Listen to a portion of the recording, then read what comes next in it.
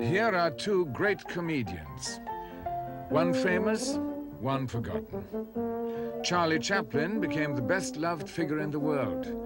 The other, for a while, the most despised. His name, Roscoe Fatty Arbuckle.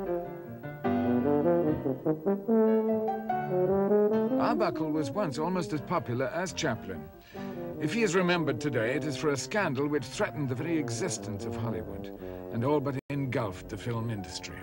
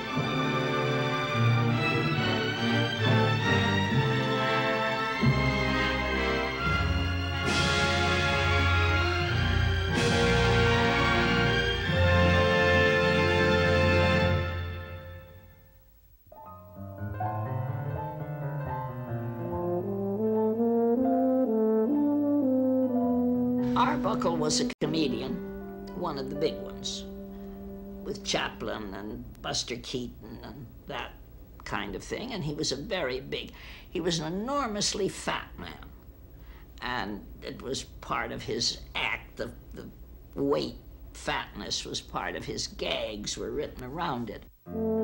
Arbuckle had been in movies since the beginning. He was a pioneer comedy director.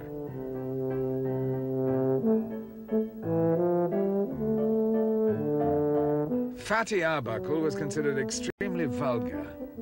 Children loved him. It was Arbuckle who brought Buster Keaton to the screen. For all his vulgarity, Arbuckle had a quality of playful innocence. Audiences grew very fond of him.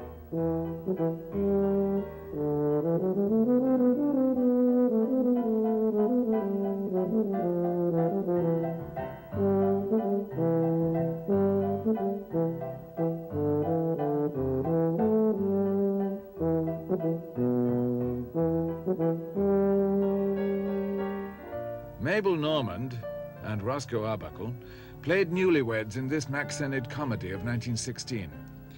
Here, Fatty encounters the first example of his wife's cooking. The scene is played with a warmth and charm not often found in early knockabout comedy.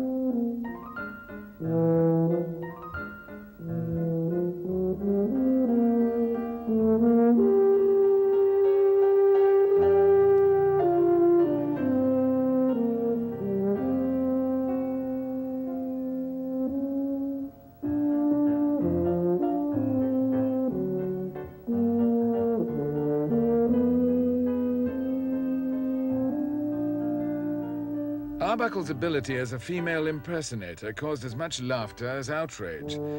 Films like this, which he directed for producer Joseph Schenck, were enormously successful.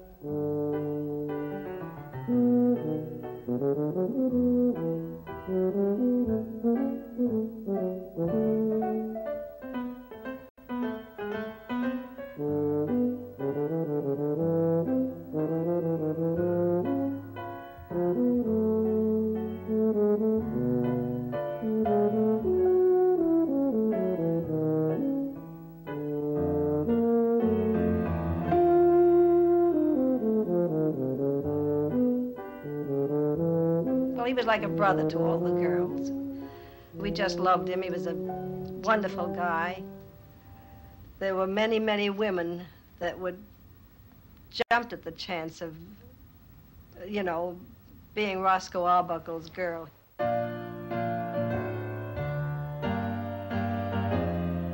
Arbuckle was soon a wealthy and respected public figure. He and Mabel Normand appeared in a promotional film for the San Francisco World's Fair. Mayor Rolfe was proud to be photographed with these ambassadors for Hollywood, and such publicity helped to build up the good name of the industry. Hollywood needed it. From the beginning, there were forces in the land trying to give it a bad name. D.W. Griffith hit back with this satire of the Purity Leagues. They condemned leisure without effort as immoral.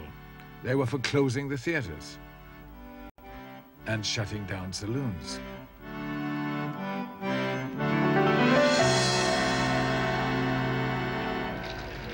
In 1920, the Puritans were triumphant. Prohibition became law. The sale of alcohol was banned.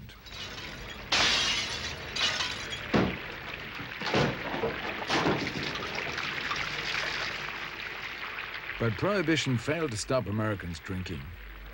You bought your liquor through bootleggers, and you prayed to God that you had a good one that wouldn't sell you wood alcohol and you'd go blind. And it was not unusual for a person to take any bottle out of a case of 12, open it, and take an ounce or two, and send it up to the pharmacy to have it analyzed to see if it was safe. So the old story goes that a man sent 2 ounces up to the pharmacy, and a few days later, it came back, the report came back, sorry to inform you, your horse has diabetes. In Hollywood, social life centered on the Hollywood Hotel, run by Mrs. Hershey. And I want to tell you, there was nothing that went on in that hotel that she didn't know about. And everybody was scared to death of her. She had an eagle eye, and there was no, on these dances, no drinking or anything like that. Nothing like that, just dancing, that's about all. And believe me, it was a case of everybody back to their own room, too.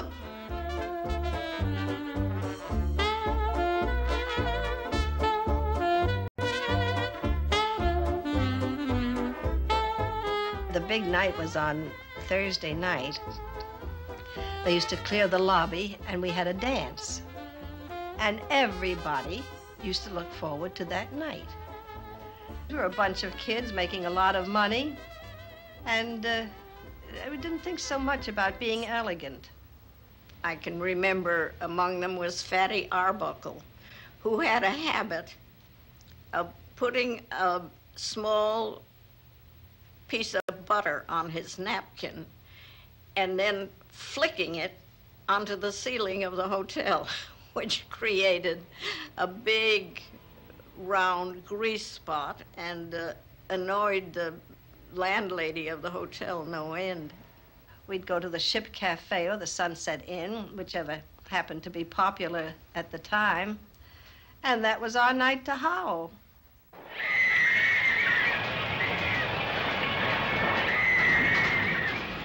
Jack Pickford and myself, we used to be thrown out of the roller coaster almost every Saturday night because he'd stand on his head and I'd stand up yelling and screaming. We thought that was fun. Well, we didn't know what to do with anything. We'd never had anything or any money, and here we were right in the center of this goldfish bowl with everybody beginning to look at us.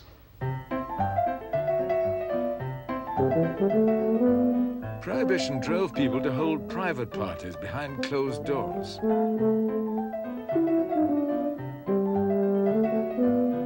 Roscoe Arbuckle was celebrated for giving parties at the slightest excuse. But he had good cause for celebration. He'd been signed by Adolph Zukor of Paramount to a contract for $1 million a year to make features like this one. It was called The Life of the Party.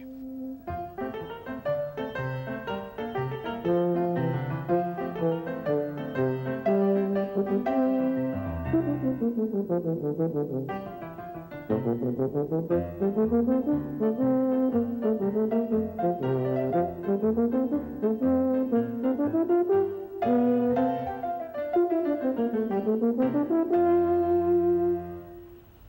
1921.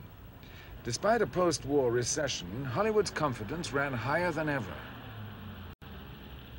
At the end of another working week, the studios are closing up, and the workers going home. Viola Dana leaves the Metro Studios to film night shots in the grounds of Roscoe Arbuckle's mansion on West Adams Boulevard in Beverly Hills. Arbuckle returns late that evening. Now, kids, he said, I have to go up to San Francisco. I can't tell you why.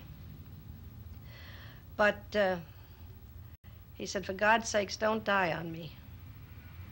And we thought that was very funny, very strange. Thought nothing of it until the next day, the papers. Arbuckle was accused of murdering a girl in a San Francisco hotel. The scandal reverberated around the world.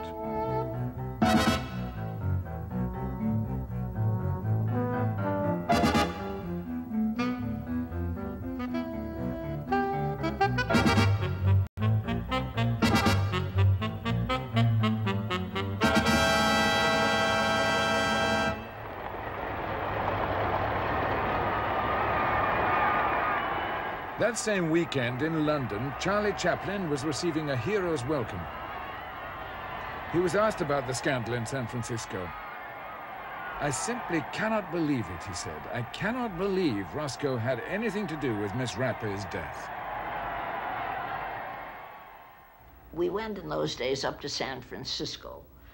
People hadn't yet learned to go to New York, and there was no airplane. It took you 4 days to get there, and that wasn't what we wanted to do. So San Francisco was our playground from Hollywood. Everybody went to San Francisco. At the St. Francis Hotel, Arbuckle had taken over 3 rooms for a Labor Day party and invited a group of girls, including Virginia Rappe.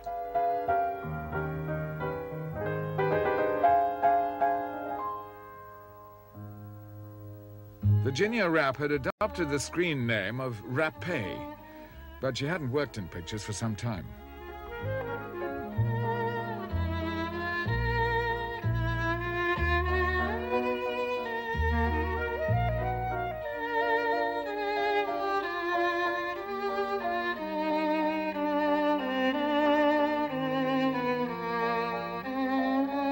This girl, I wouldn't call her a tramp, but she was an extra girl that made her way as best she could.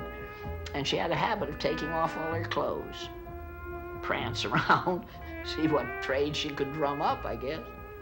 And in those days, that was quite something. Of course, today you wouldn't even notice it. As well as girls, there was plenty of bootleg liquor. They got to drinking pretty heavy.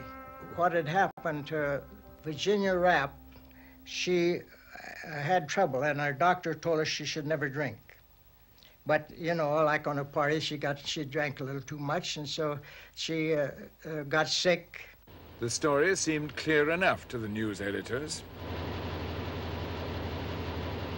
Arbuckle had dragged Virginia Rappe to his bedroom at the height of a riotous and drunken party.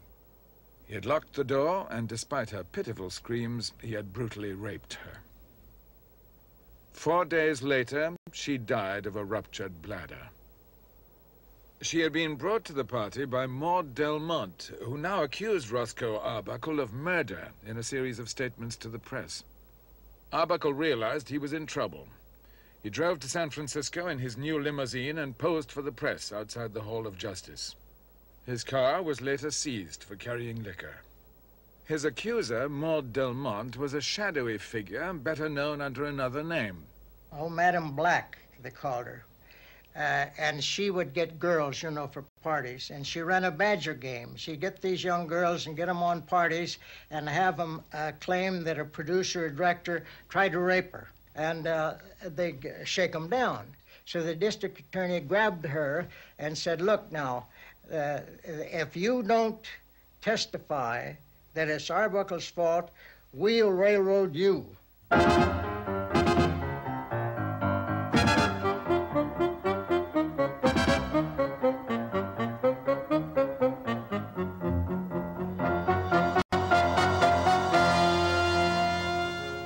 his public, Arbuckle was no longer a figure of fun, but the sort of vicious criminal he played in a nightmare sequence in one of his early pictures.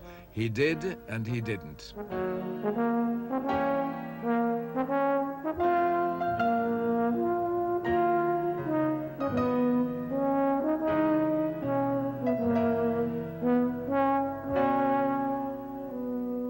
The whole thing was really blown out of all proportion, I realize now, by the man who was the district attorney, who was running again for office. And this was a great platform for him. In prosecuting a star, District Attorney Matthew Brady sought stardom for himself. "This is first-degree murder," he said. "We don't feel a man like Arbuckle can pull stuff like this in San Francisco and get away with it." With Arbuckle in jail, the press wanted photographs. They faked them.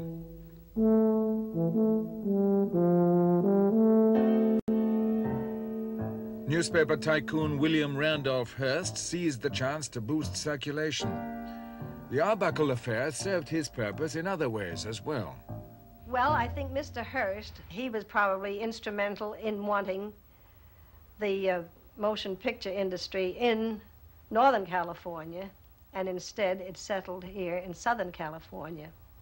And I think probably that was part of the motive of crucifying Arbuckle. Hearst presented his version of Beauty and the Beast.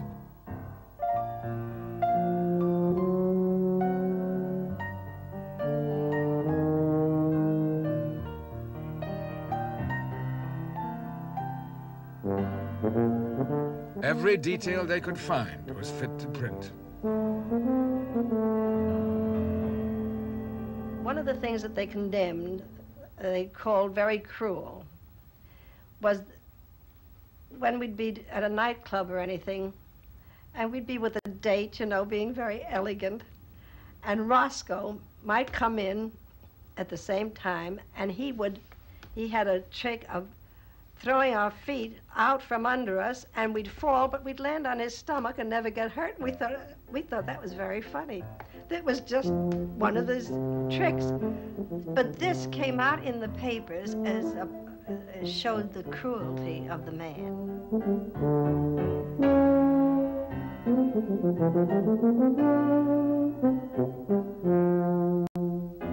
The press printed rumors as fact. The most persistent, supported by photographs like this, was that Arbuckle had committed the rape with a bottle. Ironically, in the life of the party, Arbuckle had played a district attorney fighting the Milk Trust.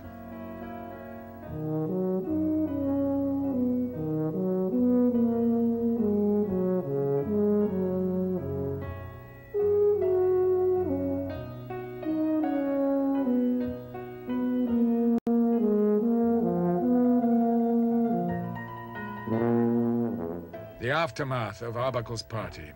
Trial by newspaper, condemnation from the public, and soaring newspaper sales. The newspaper publicity killed him dead at the box office, because even the denizens of the smallest, most obscure movie town in the world, they would have nothing to do with it. They wouldn't let even their children see it, because that was that horrible monster who crushed a girl to death in his bestial passions.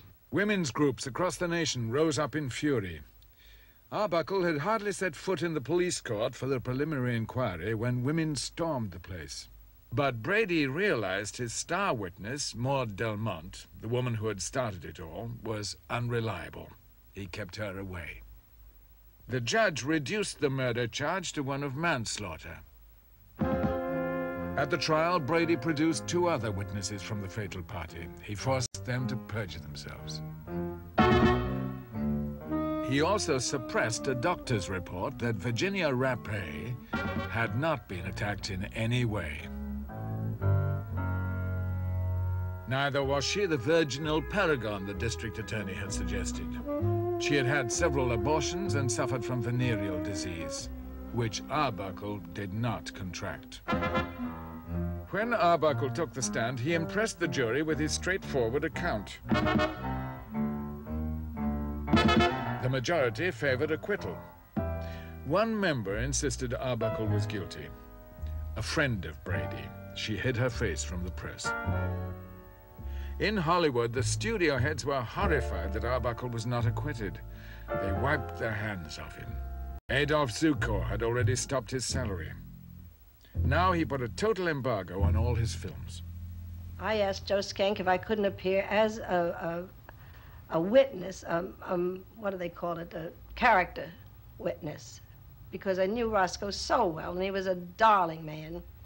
And they said, oh, no, Vi, we can't let you get into anything like this. I said, well, gee, it just seems terrible that they can accuse this man of this horrible thing, when we all know so much better. All the girls here, he's like a big brother to us. At the second trial, Arbuckle was confident, but again, the jury was undecided. The case, however, was now overtaken by another sensation. William Desmond Taylor, a respected director, was murdered. The newspaper suggested the pattern of Taylor's life: dope and women. You throw into one small town and one small business or art or industry or whatever it was, the people who can impress the world with their drama, with their sex appeal, with their lovemaking, with all of the big emotional, dramatic things that can happen, and put them all together in one little bowl, and you're going to have some explosions. I'm surprised we had so few. There had been one too many for the small towns across America. There was a growing resentment at the get-rich-quick extravagance of the movie colony. They made their anger known: clean up Hollywood or close it down. The whole country was up in arms about it, and it was then the finger was pointed at Hollywood as being this terrible city of sin. I remember hearing, I think it was Louis B. Mayer, said something about if this keeps up, there won't be any more motion picture industry. They felt so precarious about the motion picture as an established art that they thought there wouldn't be any more motion picture at all. Industry, theaters, anything. So they formed the Motion Picture Producers Association and decided to find a czar who would be able to decree what should go in films and who should be in them. In panic, the producers turned to Washington. From the cabinet of President Harding, they selected the Postmaster General, Will H. Hayes. Out of the headlines now was the result of Arbuckle's third trial. He was acquitted. The jury reached their decision in just 1 minute. They added an extraordinary statement. Acquittal is not enough for Roscoe Arbuckle. We feel a great injustice has been done him. We wish him success and hope that the American people will take the judgment of 12 men and women that Roscoe Arbuckle is entirely innocent and free from all blame. Everything was proved in his favor, but the people put a burst bladder against his enormous weight and said, yeah, we know what really happened.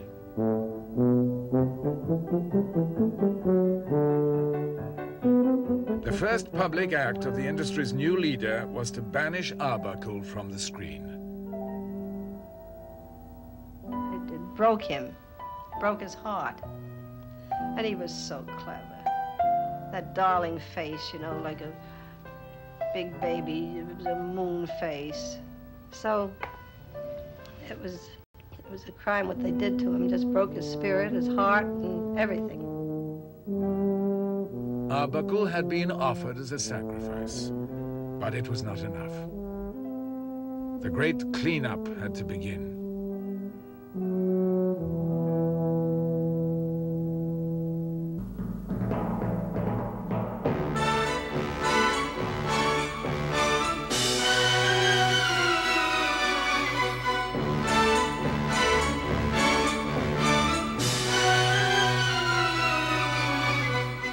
Cecil B. DeMille's The Ten Commandments seemed to many an allegory of recent Hollywood behavior, the worship of false gods.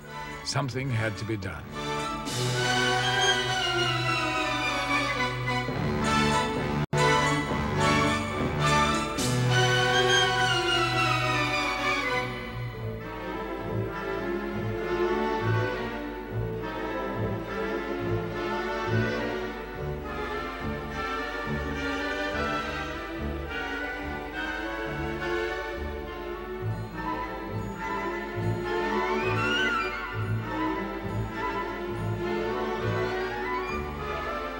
DeMille, of course, condemned such sinful acts, but first he showed them in loving detail.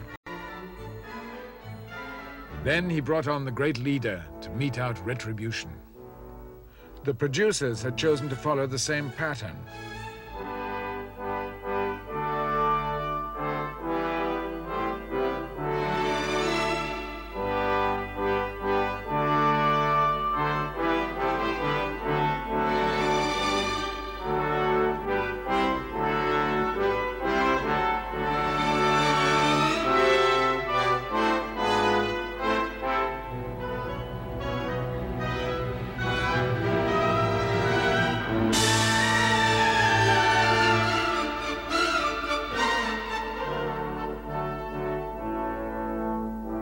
Photoplay magazine greeted Will Hays as a mail-order Moses. He was paid $100,000 a year, his job to reassure America.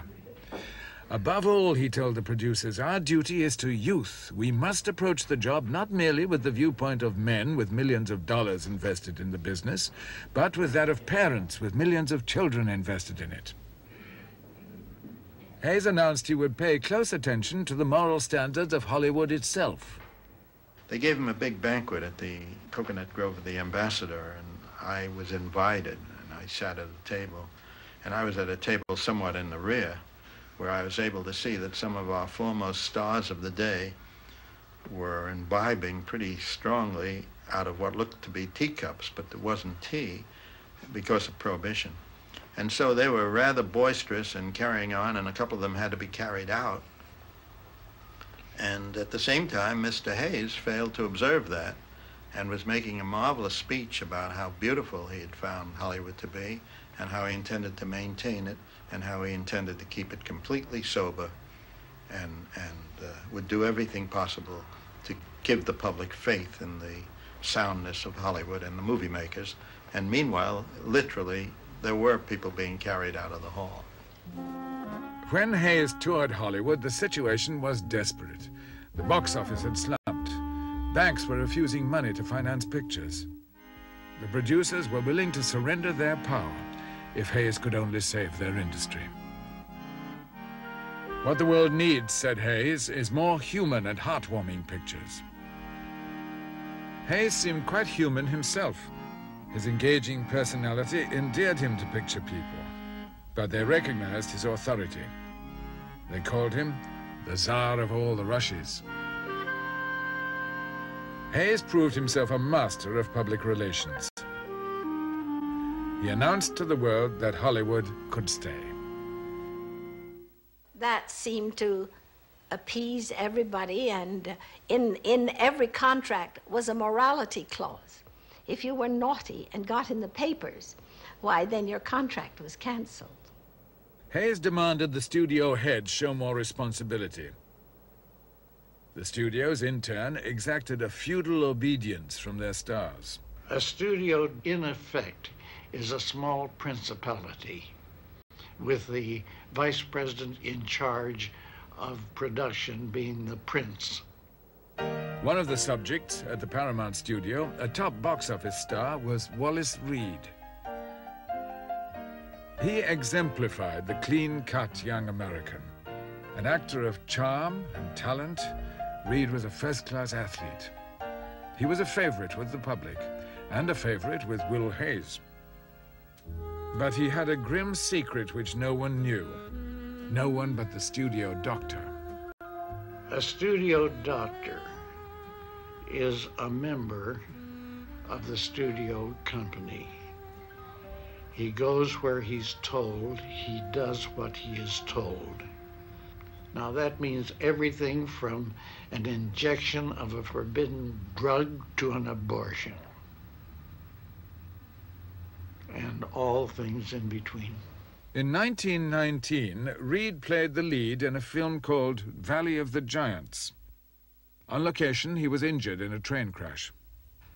The picture was nearly finished, but there was no way of shooting around Wally. He just had to be had. So the company, not wanting to lose the investment entirely, sent a doctor with an ample supply of morphine to the location where he injected Wallace to the extent that he could feel no pain whatsoever, and he was able to finish the picture. But after the picture was over with, Wallace Reed was thoroughly hooked on morphine. Normally, he could have been sent to a sanitarium, to a cure, to something. But he was altogether too good box office. There was too much more to be gotten out of Wallace Reed. So in order to keep the services of this most popular of popular leading men alive, they kept him supplied with more and more and more morphine.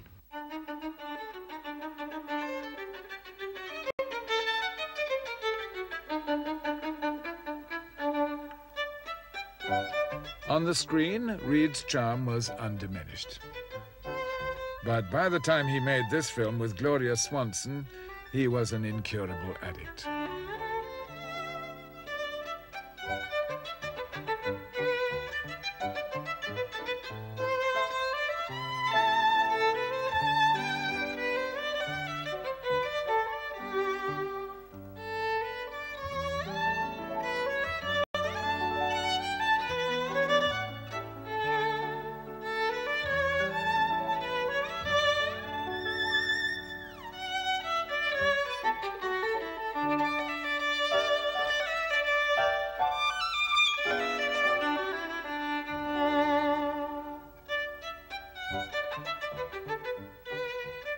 But if you're young and innocent and frightened of that kind of thing, I didn't want to be around a person, and I happened to be in a picture with Wallace Reed.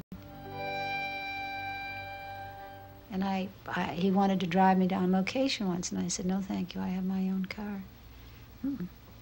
And, I was just maybe exaggerating the whole thing, and the fact that he may have had some inclination that way, what had that to do with me? Reed's addiction soon became an open secret in Hollywood. The fact that something was wrong also became apparent to his fans. An assistant on Reed's last picture was Henry Hathaway. Well, he was late one morning, they went to the dressing room and they hustled him down to the set, and Wally Worsley was the director, and he sort of fumbled around the set and bumped into a chair, and then he finally just sat down on the floor and started to cry. Reed entered a sanitarium. He died on January the 18th, 1923. Reed's widow made a crusading film about the drug menace, Human Wreckage, with Bessie Love. Hayes gave his support.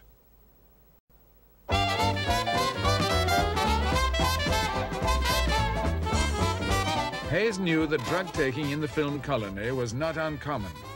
He feared another scandal far greater than the one that brought him to Hollywood.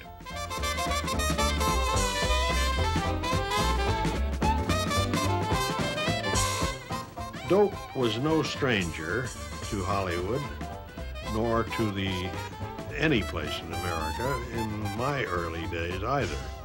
First party I went to, crowded, we drank booze. It was during Prohibition, but that didn't matter. I didn't drink grappa or anything that happened to be going. And I went out in the dining room, and the lights were off, and in the middle of the table was a big glass bowl filled with little papers. I wonder what the heck this is, which, true enough, was cocaine. Hayes' task was to paint over all unsightly stains. He encouraged publicity shots showing the stars as regular folk. Adele Rowland listens to her husband, Conway Toe. Alice Joyce and her husband spend a quiet evening at home.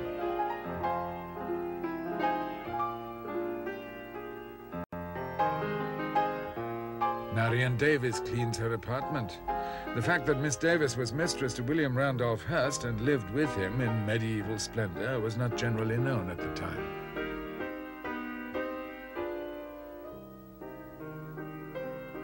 Alma Rubens at home with her mother. Miss Rubens was actually a drug addict, and within a few years, she would be dead. The contrast between the outward appearance, the image that Hollywood tried to present of itself to the world, and the reality was simply tremendous. Everything was very much under wraps, naturally, and nobody wanted to talk about it because their careers depended on it.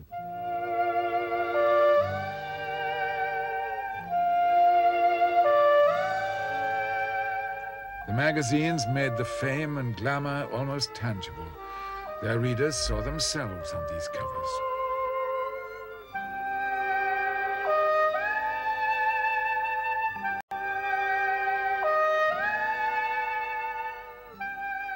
The whole idea of instant success was built up as part of the myth, part of the great pink cloud that had been built around Hollywood, because Hollywood had by then become the greatest single name in geography.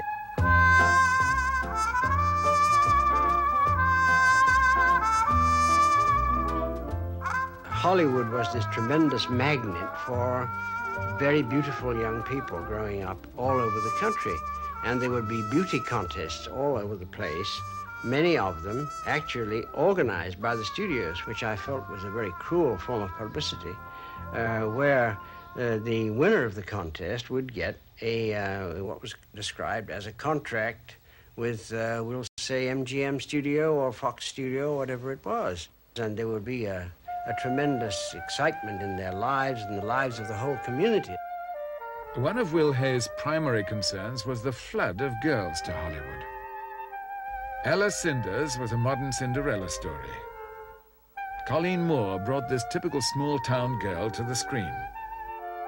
These girls from all over the country who had won beauty contests in little towns, and of course they knew, and their family knew, everybody knew they were going to, as in Ella Cinders, they were going to be a great, great star.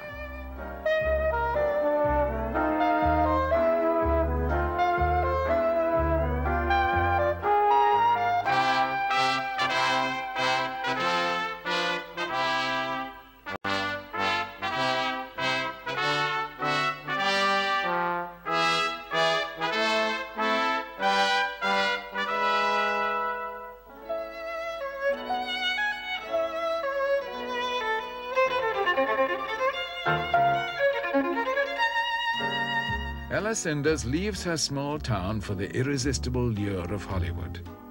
She leaves behind her friends, her family, even her boyfriend, played by Lloyd Hughes.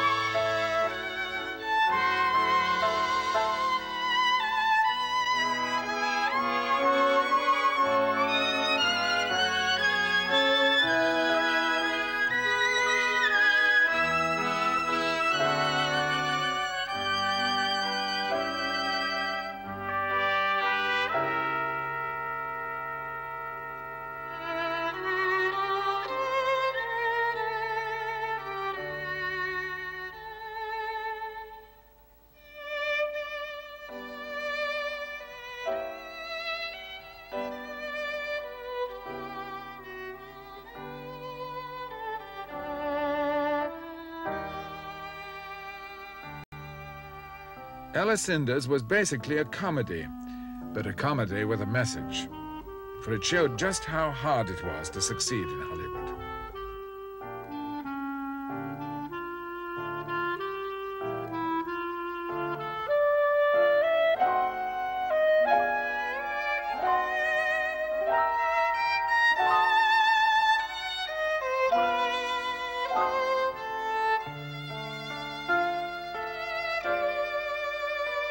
I could feel it so strongly because my dream came true. I know the broken little hearts that went home. Mrs. DeMille, who was very civic-minded, the first person who was, she formed the Studio Club, where girls could stay for very little and have board and room and be chaperoned properly. And then the city had to do something, and they would take these girls, because they would be stranded, and give them a ticket back home to wherever it was. Oh, it was a dreadful period, because it was a shattering of dreams. The chances against a girl succeeding in Hollywood, said Photoplay, are 10,000 to 1. People were really going hungry, and in this gorgeous place, you know, with the sun shining down and everything so beautiful and all the glamour and everything. At the same time, right down the street, there were people actually going hungry.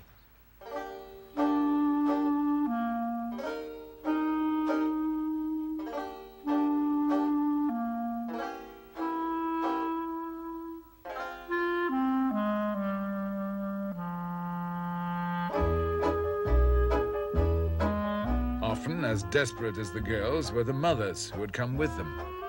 I must say that it came very close to being procuring in many cases. This rather hatchet-faced mother who was going around peddling the daughter and helping out to make it possible for the girl to become a sort of really a high-class whore. I knew quite a few of those who eventually found this was the only way they could make out. And they just settled for that. Some girls found work in stag films. These never reached the public screen.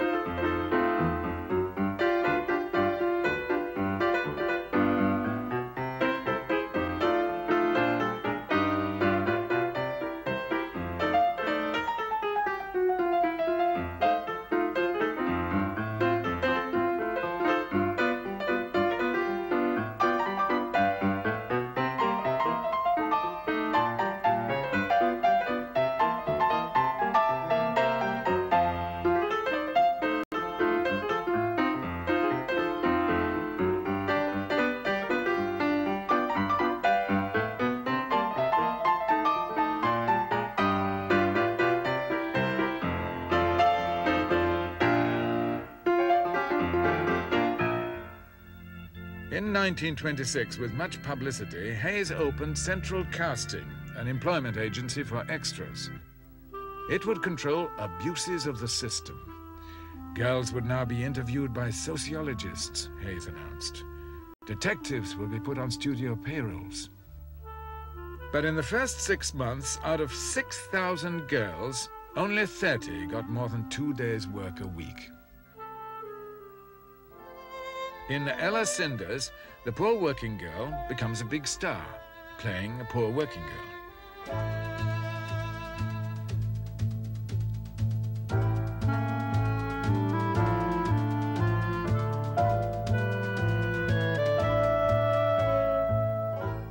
Hidden from the film crew, Ella Cinders' boyfriend arrives unexpectedly.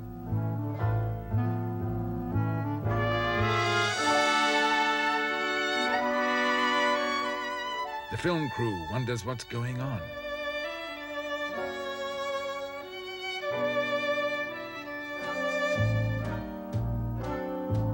The boyfriend mistakes her costume for dire poverty and takes her home to happiness.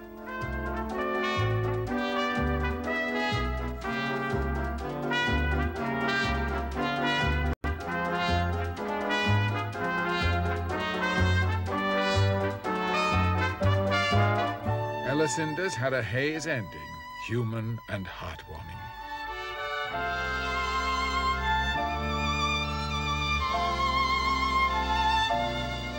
A fairy tale, with all the right ingredients for the family audience. But it is as a censor that Hayes is remembered. Yet, when he took office, his most urgent task was to fend off the local censor boards, springing up all over the country. Each had its own degree of prudery, its own sensitive spot. In some states, you couldn't flash an ankle. In Pennsylvania, for instance, you daren't refer to pregnancy. Well, there's so much censorship, it's hard to tell where it begins. There was every political group in the country had a censor board. Every police department had a censor. There was a national censor. There was a state censor. I think that more people earned salaries as censors than all the combined motion picture people that ever worked in pictures have picked up. Just everybody was a censor. Buster Keaton had made his own comment on it all.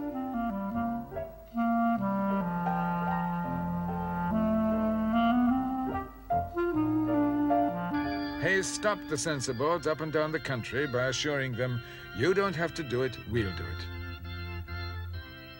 The idea of self-censorship was born and warmly welcomed by the producers.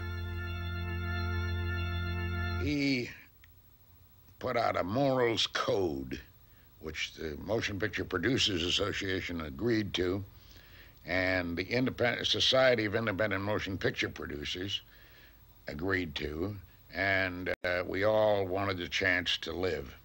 So we decided that we'd try to have somebody who censored the pictures before they were released and took out anything that was really censorable, that really shouldn't be shown. Cleavage. Oh, any suggestion of cleavage was out. Some of the things were really idiotic. A married couple, as an example, who you establish as married had to sleep 21 inches apart in twin beds. And we had some old leading men who couldn't make the jump in those days anyway. Fairbanks was the only one that got over. Hayes had a list of don'ts and be carefuls. Don't hold a kiss longer than 3 seconds.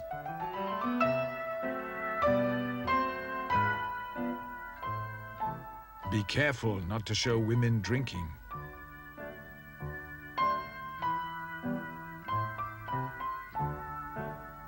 Don't show excessive violence.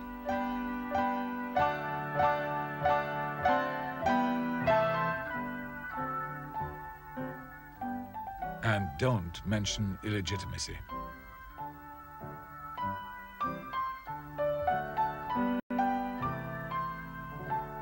Not every director objected. Censorship makes you think. Well, all it does is make you guard your language, makes you express yourself in a wee bit different way, makes you smart enough to bypass this, make an audience see it, well, without them actually seeing it. It just makes you 3 times sharper than you would be without it. That's all it does. Hayes was anxious to stop certain books and plays reaching the screen. When MGM made a film of Michael Arlen's The Green Hat with Greta Garbo and John Gilbert, they knew the story of an illicit love affair was on Hayes' blacklist.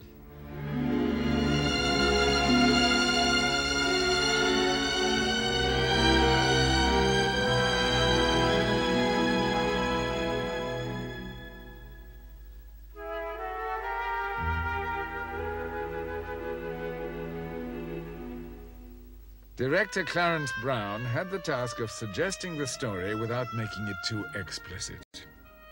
He succeeded, in the best Hollywood style, the art of arousing the audience without arousing the censor. Hollywood's self-censorship would last for 40 years.